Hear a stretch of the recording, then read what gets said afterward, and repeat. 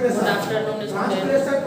आज हम लोग अव्यय और अभिकारी शब्द के बारे में पढ़ेंगे, है ना। आज पढ़ेंगे हम लोग अव्यय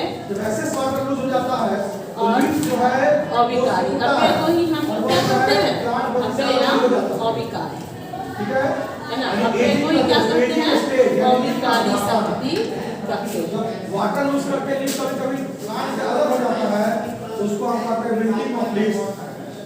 जो डेसिडियस फॉरेस्ट होते हैं, डेसिडियस पौधे जो खास सीजन में अपनी पत्तियां गिरा देते हैं, वो वाटर यूज करके ही सारी पत्तियों को क्या करते हैं, छोड़ देते हैं ताकि ट्रांसपिरेशन ना हो।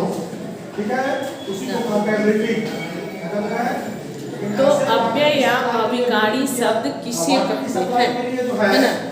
जिन शब्दों में लिंग, वचन, पुरुष, जिन शब्दों में लिंग, वचन, पुरुष इत्यादि के कारण कोई परिवर्तन नहीं होता। जिन शब्दों में न लिंग में कोई परिवर्तन होता है, न वचन में कोई परिवर्तन, न पुरुष के कारण कोई परिवर्तन होता है, उसे क्या कहते हैं, अव्यय कहते हैं। तो जिन शब्दों में लिंग, वचन, पुरुष, कारक, कारक, कर्ता, कर्म, करण, इसमें भी कोई परिवर्तन नहीं होता है, उसे क्या कहते हैं, अव्यय या अभिकारी शब्द कहते हैं। तो चलिए लिखते हैं हम लोग अव्यय किसे कहते हैं।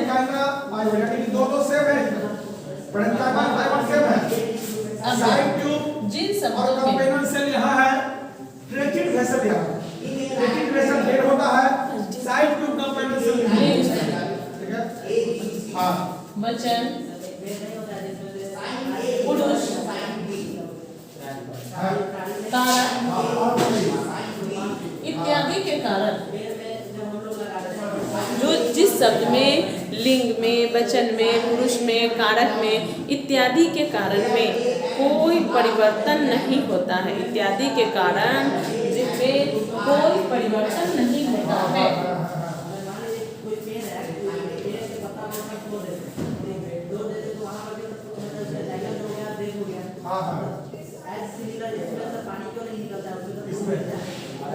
इत्यादि के कारण कोई परिवर्तन नहीं होता, उसे अव्यय या अभिकारी शब्द कहते हैं। उसे क्या कहते हैं, अव्यय या अभिकारी शब्द, उसे अव्यय या अभिकारी शब्द कहते हैं। उस पेड़ को पूरी तरह से काटा जाता है। तो जिन शब्दों में लिंग, वचन, पुरुष इत्यादि के कारण कोई परिवर्तन नहीं होता है, उसे अव्यय या अभिकारी शब्द कहते हैं। जैसे वह धीरे धीरे चलता है ना। तुम तेज चलते हो, तो चलने में जो शब्द है उसमें क्या कोई परिवर्तन है, नहीं ना। वह धीरे धीरे चलता है, वह चलती है। जब लिंग में होगा तो लड़की भी अगर आई तो वह धीरे धीरे चलती है, उसका भी तो यही होगा ना। क्या उसका धीरे धीरे का तो कोई चेंज नहीं होगा, उसके रूप में कोई चेंज आया, वह धीरे धीरे चलता है, चलती है, दोनों होगा। लिंग में भी कोई परिवर्तन नहीं, तो लिंग में परिवर्तन। पुरुष एक वचन, दो वचन, बहुत सारे लड़के हैं, लड़के धीरे धीरे चलते हैं, जितने भी लड़के चलते हैं उसमें भी कोई परिवर्तन नहीं हुआ। तो न लिंग में परिवर्तन हुआ, न वचन में। वचन यानी एक वचन में भी लड़का धीरे धीरे चलता है, लड़के धीरे धीरे चलते हैं, कोई परिवर्तन नहीं हुआ। न वचन में परिवर्तन हुआ, न कारक में कोई परिवर्तन होता है, कर्ता, कर्म, करण, संप्रदान सब में किसी में कोई परिवर्तन नहीं होता है, उसे क्या कहते हैं, अव्यय, है ना। अब अव्यय के कार्य क्या है ना। अव्यय के कार्य है, अव्यय अव्यय के कार्य है, अव्यय क्रिया का स्थान। अव्यय जो है, अव्यय क्रिया का स्थान, दिशा, समय। अव्यय क्रिया का स्थान, दिशा, समय, रीति, तुलना, परिमाण, उद्देश्य, सादृश्य इत्यादि का ज्ञान कराते हैं। अव्यय क्रिया का स्थान, दिशा, समय, रीति, उसकी तुलना, परिमाण इत्यादि का दिशा इत्यादि का ज्ञान कराते हैं। उसे अव्यय के वो कार्य हैं कि अव्यय क्या क्या काम करवाता है। तो अव्यय क्रिया की दिशा, उसका समय, उसका रीति, उसकी दिशा को ज्ञान कराता है, इत्यादि का ज्ञान वो कराता है। अव्यय पदबंधों और उपवाक्यों में अव्यय का क्या काम है कि अव्यय पदबंध और उपवाक्य को आपस में जोड़ने का काम करते हैं, है ना। अव्यय क्या करते हैं, पदबंध को और उपवाक्य को दोनों को आपस में क्या करते हैं, जोड़ देते हैं। तो पदबंध और उपवाक्य को आपस में जोड़ने का काम करते हैं, है ना। अव्यय शोक, हर्ष, आश्चर्य इत्यादि के भावों को व्यक्त करते हैं। अव्यय जो है वो शोक, हर्ष, आश्चर्य इत्यादि के भाव को व्यक्त करते हैं। अव्यय के क्या क्या व्यक्त करते हैं, शोक व्यक्त करते हैं, आश्चर्य व्यक्त करते हैं, हर्ष व्यक्त करते हैं। तो अव्यय हर्ष, शोक, आश्चर्य इत्यादि का भाव व्यक्त करते हैं, है ना। अव्यय जो है वो बल, निषेध, स्वीकार किसी चीज को जब हम स्वीकार करते हैं, अवधारणा, गलती की, हाँ कोई गलती करते हैं स्वीकार कर लेते हैं ना, तो अवधारणा इत्यादि भी व्यक्त करते हैं। तो अव्यय के ये 4 कार्य हैं, है ना। अब अव्यय के कितने भेद हैं, तो अव्यय के कितने भेद हैं आप लोग बताए थे, 4 विशेषण, संबंधबोधक, समुच्चयबोधक, हाँ। तो अव्यय के भेद, अव्यय के कितने भेद हैं, तो अव्यय के भेद कितने हैं, 4, है ना। अब है फर्स्ट नंबर में क्रिया विशेषण, क्रिया विशेषण अव्यय, संबंध बोधक अव्यय, समुच्चय बोधक अव्यय और विस्मयादि बोधक अव्यय, है ना। एडवर्ब, प्रीपोजिशन, कंजंक्शन और इंटरजेक्शन, इंग्लिश में हम लोग पढ़े होंगे। एडवर्ब को क्रिया विशेषण कहते हैं, संबंध बोधक प्रीपोजिशन, कंजंक्शन समुच्चय बोधक और प्रीपोजिशन, कंजंक्शन, इंटरजेक्शन विस्मयादि बोधक, है ना। तो संबंधवाचक, तो ये है फर्स्ट क्या है, क्रिया विशेषण अव्यय। क्रिया विशेषण। सेकेंड है संबंधवाचक। थर्ड है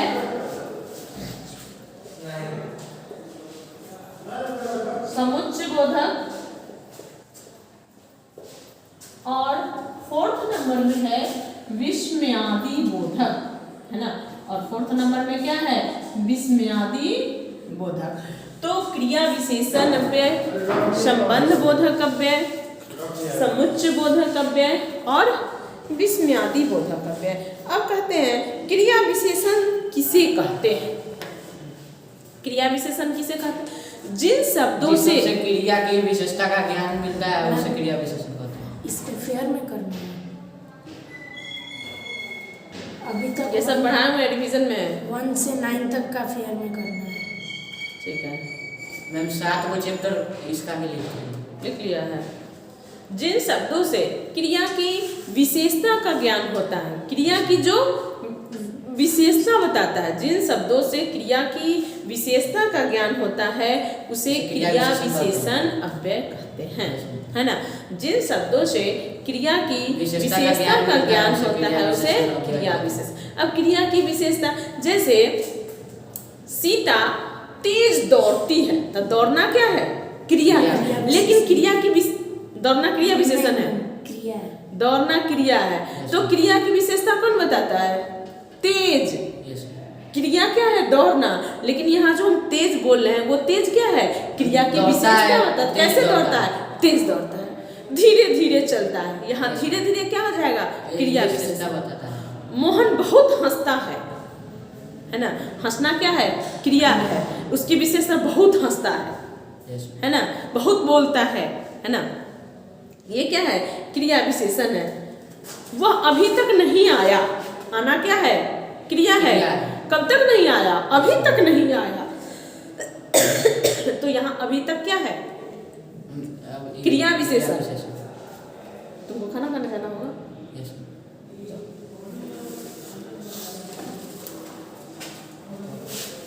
तो क्रिया की विशेषता का जो पता चलता है उसे क्रिया विशेषण अव्यय कहते हैं। जिन शब्दों से क्रिया की विशेषता का ज्ञान होता है उसे क्रिया विशेषण अव्यय कहते हैं, है ना।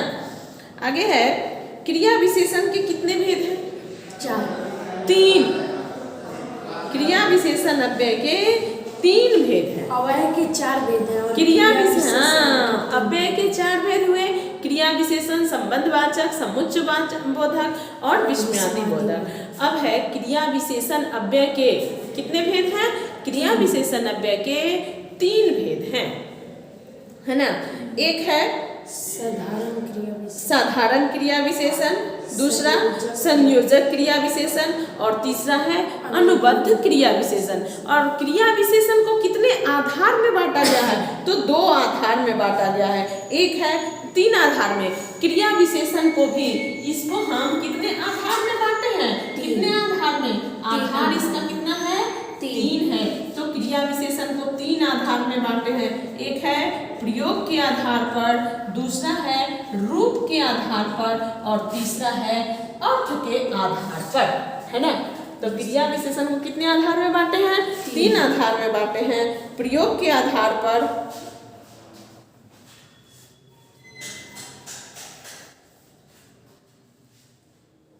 प्रयोग के आधार पर, रूप के आधार पर और अर्थ के आधार पर। 3 आधार में क्रिया विशेषण को बांटा गया है। एक प्रयोग के आधार पर, दूसरा अर्थ के आधार पर। जी, तुम्हारा भाई है और तीसरा अर्थ। पहला प्रयोग के आधार पर, दूसरा रूप के आधार पर और तीसरा अर्थ के आधार पर। तो 3 आधार में 3 आधार में बांटा गया है। अब है प्रयोग के आधार पर क्रिया विशेषण के, इसके आधार पर क्रिया विशेषण के कितने भेद हुए? इसके आधार पे, प्रयोग के आधार पे क्रिया विशेषण के 3 भेद होते हैं। प्रयोग के आधार पे क्रिया विशेषण के क्या हुए? 3 भेद हुए। एक क्या है? प्रयोग के आधार पर क्रिया विशेषण के क्रिया, एक साधारण क्रिया विशेषण प्रयोग के आधार पर। अब ये जो प्रयोग है, इस प्रयोग के आधार पर क्रिया विशेषण के 3 भेद होते हैं। एक है साधारण क्रिया विशेषण,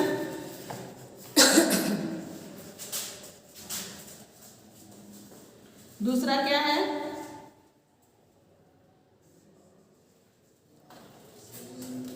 साधारण क्रिया विशेषण, दूसरा संयोजक क्रिया विशेषण और तीसरा अनुबंध क्रिया विशेषण।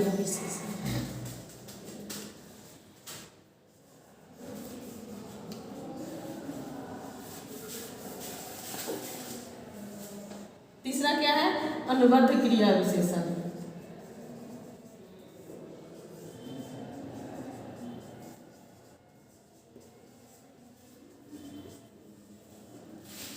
तो प्रयोग के आधार पर क्रिया विशेषण के कितने भेद हुए?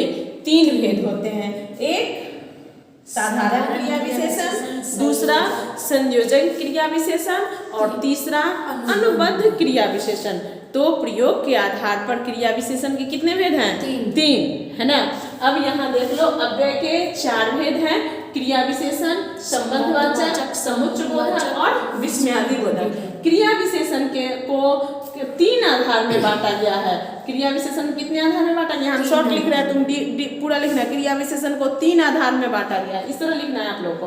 तो क्रिया विशेषण के 3 आधार हैं। एक है प्रयोग के आधार पर, दूसरा है रूप के आधार पर, तीसरा है अर्थ के आधार पर। अब है प्रयोग के आधार पर क्रिया विशेषण के कितने भेद हैं? तो प्रयोग के आधार पर क्रिया विशेषण, संयोजक क्रिया विशेषण, अनुबद्ध क्रिया विशेषण।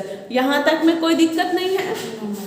अब है साधारण क्रिया विशेषण का किसे कहते हैं? तो जिन क्रिया विशेषणों का प्रयोग किसी वाक्य में स्वतंत्र होता है, जिन क्रिया विशेषण का प्रयोग किसी वाक्य में स्वतंत्र होता है, जिस क्रिया विशेषण का प्रयोग क्या होता है? किसी भी वाक्य में स्वतंत्र होता है, स्वतंत्र रूप से होता है। जिन क्रिया विशेषण का प्रयोग किसी वाक्य में स्वतंत्र होता है उसे साधारण क्रिया विशेषण कहते हैं।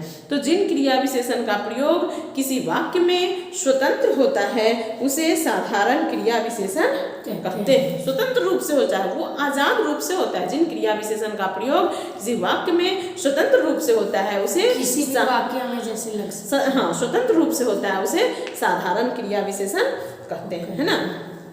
इसके आगे है संयोजक क्रिया विशेषण। तो जिन क्रिया विशेषण का संबंध किसी उपवाक्य के साथ रहता है, जिन क्रिया विशेषण का प्रयोग किसी उपवाक्य के साथ रहता है, कोई भी उपवाक्य जो है उसके साथ रहता है, उसे संयोजक क्रिया विशेषण कहते हैं। जिन क्रिया विशेषण का प्रयोग किसी उपवाक्य के साथ रहता है, वाक्य का एक हिस्सा उपवाक्य होता है, तो उपवाक्य के साथ होता है, उसे क्या कहते हैं? संयोजक क्रिया विशेषण कहते हैं। और अनुबंध क्रिया विशेषण जिनका प्रयोग अवधारणा के लिए यानी निश्चय के लिए, निश्चय कर लेते हैं जहाँ हम, तो निश्चय के लिए किसी भी शब्द के भेद के साथ हो सकता है, उसे अनुबंध क्रिया विशेषण कहते जैसे हैं। मैम कॉपी में लिखे कि हम निश्चित इस बार पास करेंगे। नहीं, ये हमने निश्चय कर लिया, मैंने, ये हमें निश्चित है, मैंने अभी तक उसे देखा नहीं, एकदम श्योर है ना, मैंने अभी तक देखा नहीं, तुमने अभी तक मेरा होमवर्क नहीं किया, ये निश्चय है कि तुमने नहीं किया, है ना, ये मेरी अवधारणा है ना, तो उसे क्या कहते हैं? अनुबंध क्रिया विशेषण कहते हैं, है ना।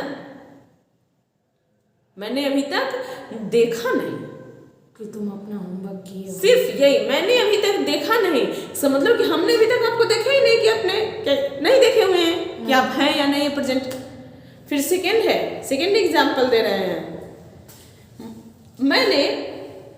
मुझे पता नहीं तुमने होमवर्क किया या नहीं, मुझे ये नहीं पता है कि तुम होमवर्क किए हो या नहीं किए हो, तुमने गृह कार्य किया या नहीं, तो ये क्या है? ये अनुबंध क्रिया विशेषण। इसमें निश्चय हो रहा है कि तुमने अभी तक होमवर्क नहीं, आज तुमने होमवर्क नहीं किया, ये एकदम निश्चित है कि तुम होमवर्क नहीं किए हो, तुमने याद नहीं किया, ये एकदम निश्चित है कि तुमने याद नहीं किया। तो अवधारणा का जब बोध होता है, निश्चय का बोध होता है, उसे अनुबंध क्रिया विशेषण कहते हैं। ठीक है, कंप्लीट हो गया जी। आगे है रूप के आधार पर क्रिया विशेषण के कितने भेद होते हैं? तो रूप के आधार पर क्रिया विशेषण के 3 भेद होते हैं। रूप के आधार पर क्रिया विशेषण के कितने भेद हैं? रूप के आधार पर क्रिया विशेषण के 3 भेद हैं। एक है मूल क्रिया विशेषण, दूसरा यौगिक क्रिया विशेषण और तीसरा स्थानीय क्रिया विशेषण। मूल क्रिया विशेषण, यौगिक क्रिया विशेषण और स्थानीय क्रिया विशेषण। मूल, यौगिक, स्थानीय। तो क्रिया विशेषण के कितने भेद हैं? 3। एक है मूल, दूसरा यौगिक और तीसरा स्थानीय, है ना। तो क्रिया विशेषण के 3 भेद है। मूल क्रिया विशेषण, जो क्रिया विशेषण दूसरे शब्दों के मेल से नहीं बनते हैं, जो क्रिया विशेषण दूसरे शब्दों के मेल से नहीं बनते हैं, उसे मूल क्रिया विशेषण कहते हैं। जो क्रिया विशेषण दूसरे शब्दों में प्रत्यय, कोई भी शब्द है उसमें जो हम प्रत्यय लगाते हैं, प्रत्यय ई प्रत्यय होता है ना। प्रत्यय पढ़ाए हुए थे, तुम नहीं बनाए हुए हैं। प्रत्यय में या पद के जोड़ने से जो बनता है उसे यौगिक क्रिया विशेषण कहते हैं, है ना। और स्थानीय क्रिया विशेषण, तो अन्य शब्द भेद, शब्द का अन्य भेद जो किसी रूपांतर के किसी विशेष स्थान में आते हैं, जो किसी रूपांतर के किसी विशेष स्थान में आते हैं, उसे स्थानीय क्रिया विशेषण कहते हैं। उसे क्या कहते हैं? स्थानीय क्रिया विशेषण कहते हैं, है ना। तो आज का क्लास हम यहीं पे एंड कर रहे हैं। अव्यय के भेद, अव्यय को इसके क्रिया, अव्यय के भेद, उसके बाद क्रिया विशेषण को कितने आधार में बांटा गया है? 3 आधार। तो फिर प्रयोग के आधार पर, अर्थ के आधार पर, फिर प्रयोग के आधार पर कितने क्रिया विशेषण, तो प्रयोग के आधार पर, तो टोटल के डिफाइन को हमें लिख के याद करना है। इतना तक तो हमने आपको बता दिया। प्रयोग के आधार और रूप के आधार हम अभी बताए हैं। इसको वीडियो देख के या अभी हम जो बोले हैं आप लिख लिए हो, या तो सही है, इससे पहले भी हम क्लास लिए थे, तो इसको लिख के याद करना है। आज का होमवर्क भी यही रहेगा, है ना। ओके, फिर हम लोग नेक्स्ट क्लास में मिलते हैं।